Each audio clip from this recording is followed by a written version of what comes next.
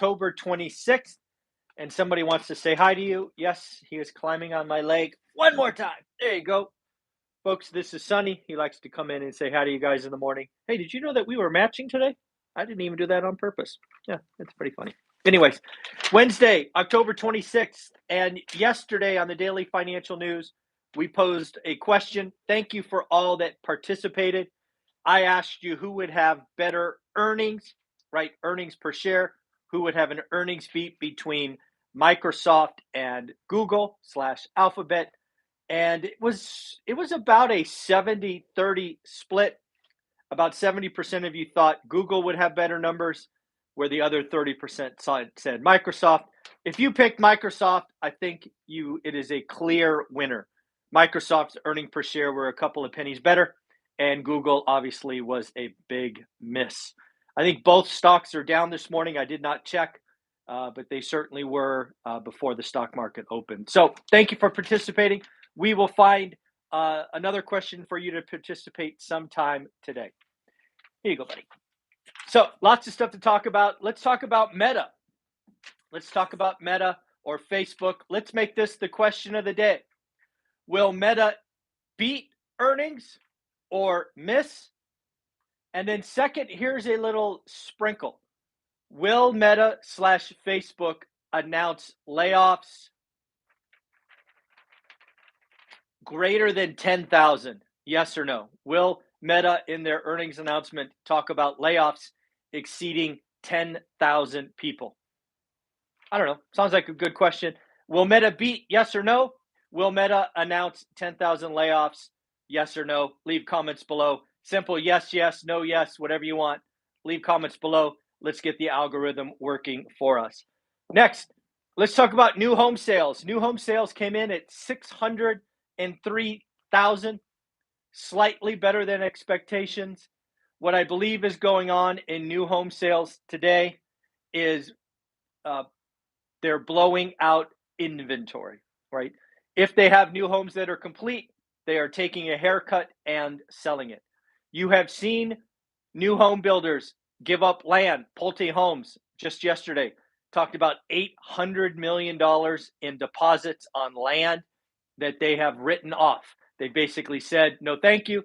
We don't want the land. We're good.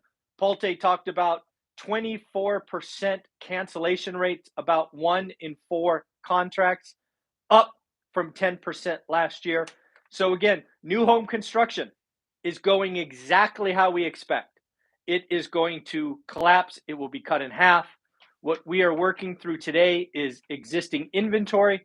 We are seeing land pushed away. They are not land banks like they were last time. They simply had options, which they are walking away from. So again, transactions down 17.6% and will get worse. That's year on year. Down 10.9% month on month, and it will get worse from here. It would not shock me if new home sales eventually gets under 400,000. Yes, folks, I think that's where we're going. So what's that? Another 30% drop, 33% drop from here. So 600,000 down to 400,000. Rates are over 7. There's talk about them going over 8. We need to get through this. And I think new home builders will contract. They will build differently. They may shrink their portfolios. It's going to be, we just got to get through this. And as you saw, Pulte Homes, actually, when they got rid of the land, they also did some pretty significant stock buybacks as they thought their stock was cheap. So lots of stuff going on here. Let's talk about inflation. I'm starting to hear about this more and more. It feels so common, but I think is very wrong. Let's talk about it. As we have been talking about inflation, we will talk about headline CPI. The last print of headline CPI, as I recall, was 8.2%. Was it Bank of America? Let me make sure. Yes, Bank of America came out and reiterated what we have heard from folks like Mark Zandi and others. Inflation is going to be easy to beat the first 4%. We are going to go from 8 to 4 in an accelerated manner. and then 4 to 2 will be hard. I just want to be very clear. I think that is a mistake. I think it is very rare for things to work kind of just work out like that. When you look at what makes up CPI, aka inflation, if you look at it at the broadest level, there are two components. There is stuff, call it physical goods, and there are services. I believe too many people, Kathy Wood, Mark Zandi, Bank of America, Wells Fargo, are focused on stuff. Yes, clothing could get cheaper. Yes, cars could get cheaper. Yes, computers could get cheaper. Got it. That is roughly 27% of our economy. If you have been following my channel, you know that for the last couple of months, I have been trying to pivot you to look at services, owner's equivalent rent, wages, owner's equivalent rent, aka services, make up 73% of our economy. I believe if that is true, what will actually happen is we will go from 8 to 6 relatively quickly, but it will be hard to go from 6 to 4 and really hard to go from 4 to 2. So I think we could be talking about inflation over 4% for over a year. And we might be talking about CPI over 6 this time next summer. A lot of folks, Kathy Wood, Mark Zandi, Bank of America, are talking about deflation.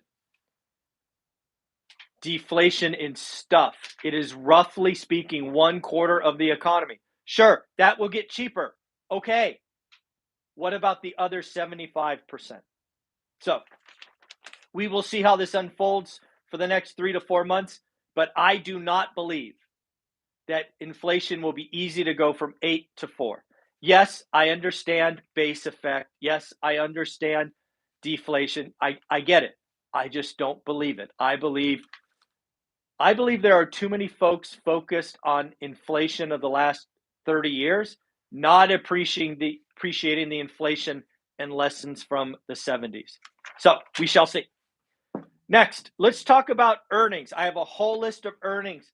I want you to pay attention to two things, and two things for the rest of the next 2 weeks: guidance and price increases.